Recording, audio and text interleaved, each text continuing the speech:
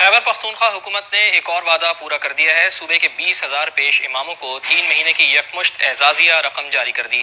اقدام سے علماء اکرام کتنے خوش ہیں، رابطہ کرتے ہیں نمائندہ رحم یوسفزئی سے، جو اس وقت خیبر پختونخوا کے چیف خطیب طیب قریشی کے ساتھ موجود ہیں۔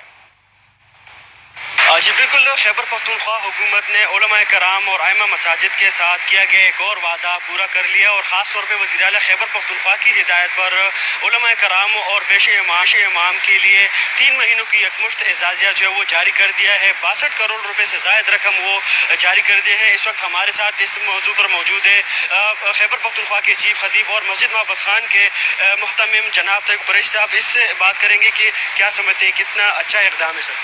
بسم اللہ الرحمن الرحیم۔